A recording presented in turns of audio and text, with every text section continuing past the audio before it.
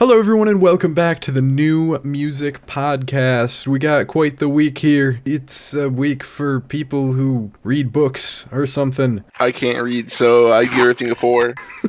Surprise drop from Kendrick Lamar. But who's really surprised that Kendrick dropped after the summer he was having? Is anyone actually surprised? It's still surprising, though. We knew it was coming. The album rollout was it on Instagram that he did the album rollout? Where it was like a snippet of a track that wasn't even on the album? Yeah, so I got the YouTube notification. Oh god, I'm looking at Instagram. He just posted a picture of the album cover, and then the caption was GNX, and then he just didn't say shit after that. Yeah, I don't know if it was on Instagram first. I think maybe that teaser dropped on YouTube at the same time, but it was like literally an hour before the album or something like that. Yeah. Just no warning. Wasn't even a Friday drop either. Well, it was technically a Friday drop because it was still Friday, but it wasn't the midnight thing that we're used to. It just came out at like 10 o'clock the next day. Yep. It's crazy. It's like, here you go. Yeah. It's really a scenario where you could have no idea a Kendrick Lamar album was coming out, take a nap, and then there's just one right in front of your face. Pretty good nap. Pretty good nap. Which is kind of what we were working with during the diss tracks. Yeah, he fucking dropped twice in one day. Yeah, you'd just be like, that's crazy. Oh, I was looking away for a second. There's another one now. Yeah, dude. But let's just get right in the meat of it, I guess. Track 1 here, already starting controversy, not intentionally, with Lil Wayne about some Super Bowl shenanigans. Like, what was the lyric he said? Yeah. He said it feels like he disappointed Lil Wayne because won the Super Bowl and Nas was going to congratulate me. I'll find the exact quote real quick so we're on the same page. Oh yeah, there it is. Used to bump the Carter 3. I held my Rolly chain proud. Irony, I think my hard work let Lil Wayne down. Yeah.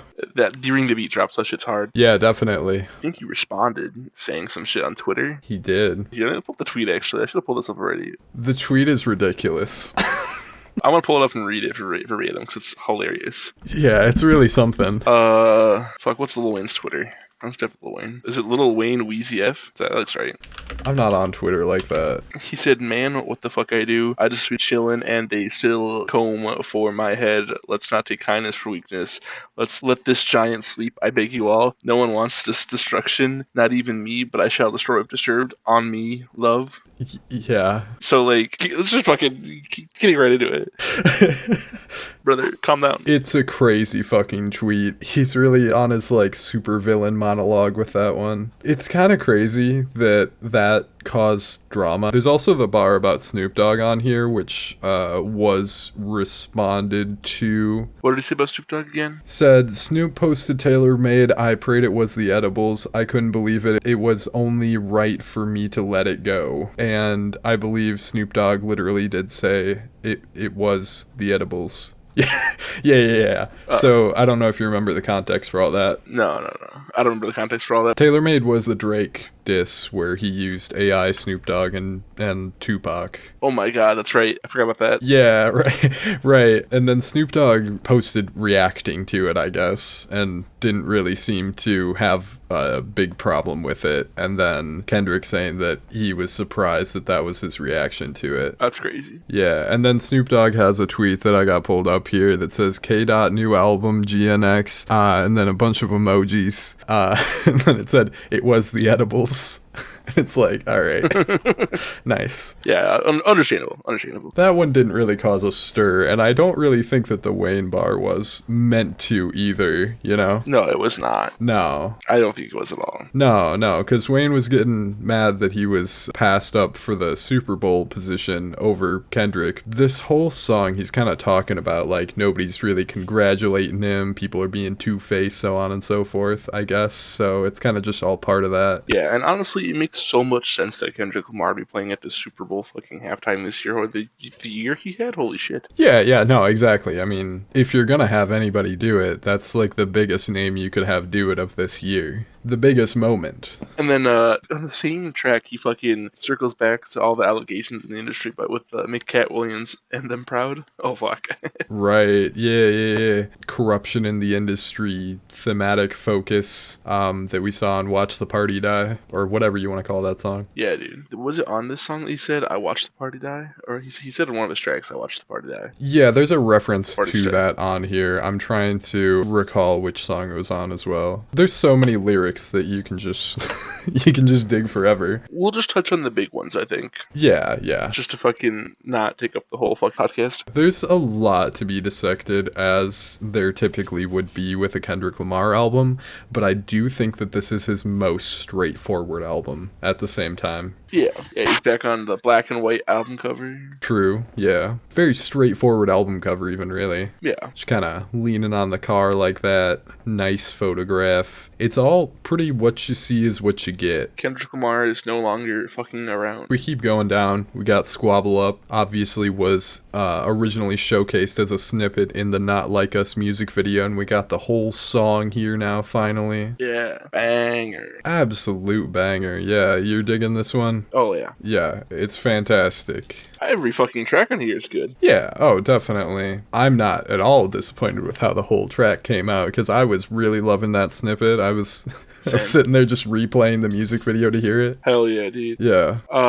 Real quick, let's touch on some of these features. They had SZA on this one. SZA's really the only big name feature at all. Apparently, SZA is dropping in December. What, really? Yep. How did I miss this? Mm. Oh, yeah. Something. No, that's been sitting there on the anticipated section for quite some time. That's kind of unconfirmed. But yeah, SZA's on here twice. Yeah, Roddy Ricch, isn't he a bigger feature? Oh, yeah, I forgot Roddy Ricch is on here because he's kind of just harmonizing with the other two features. Yeah. Some of these unknown features. I just clicked on Lefty Gunplay. Yeah. Apparently, he came out this year. He must be like Kendrick's buddy because he's only dropped this year. Yeah, everybody besides... Oh, and he dropped an EP last year, but... Yeah, I went through and clicked through all of their work to just make sure that I wasn't being stupid and somebody was like really popular and I was just unknown to me. But no, pretty much everybody on here is a quite lesser known rapper. So he's basically trying to put a lot of these guys on and give them some popularity, giving them a platform to work with. Hell yeah. Jack Antonoff was on this. Yeah, produced and or worked on pretty much every track. Yeah, I saw this meme that was like, we need to get Jack Antonoff around more rappers. So much better. He's around more rappers. Yeah, looking at the list of things that Jack Antonoff has produced now is so funny. Because, like, you get all of these,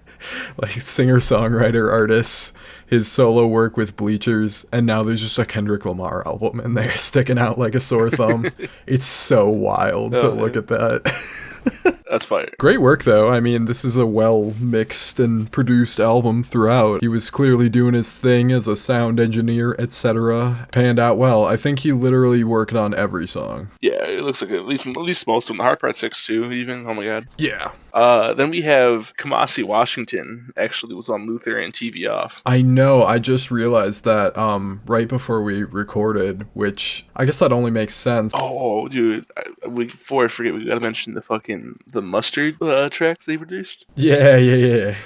Which one was it where he goes, Mustard? Yes. That wasn't Hey Now, that was fucking TV Off, right? That was TV Off, yeah. Mustard! I've heard a couple other people say this already, but imagine him in the studio doing that. The visual is so funny. It's like, where's Mustard? I know how to summon him, don't worry. Yeah.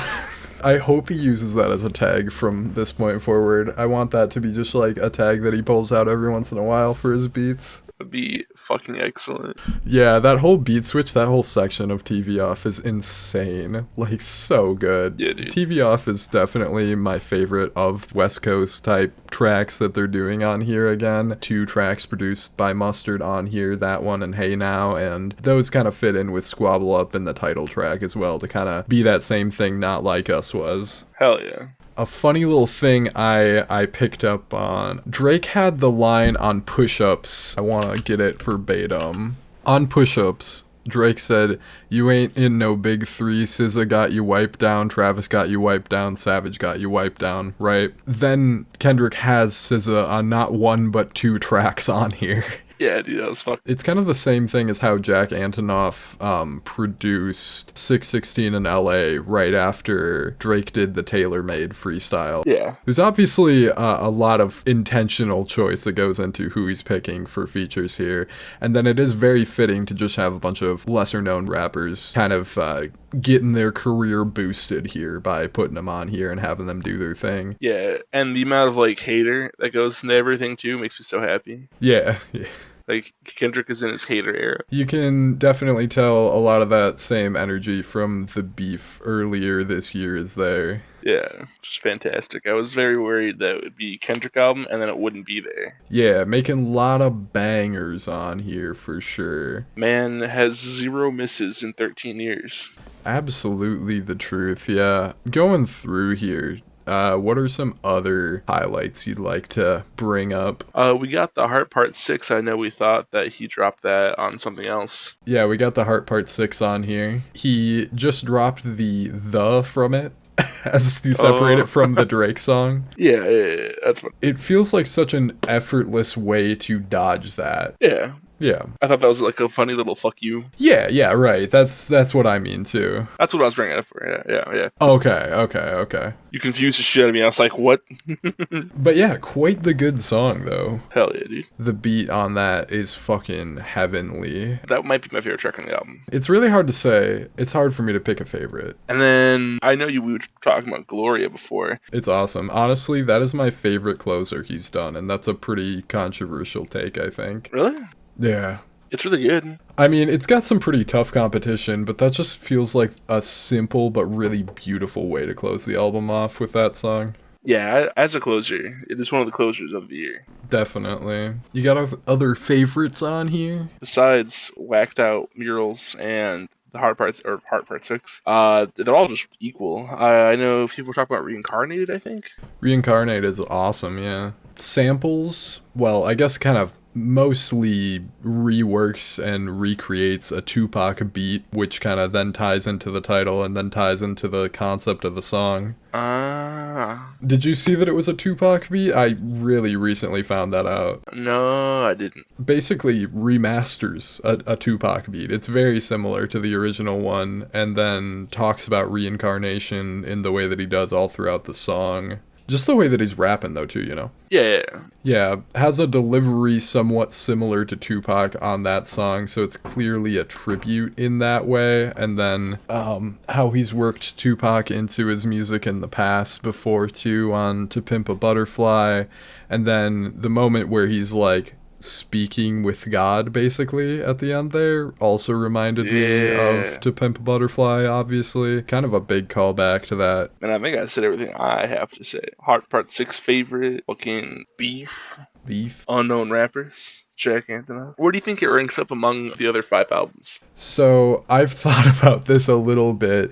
I definitely don't think it goes past Good Kid, Mad City or To Pimp a Butterfly, but those are kind of untouchable albums.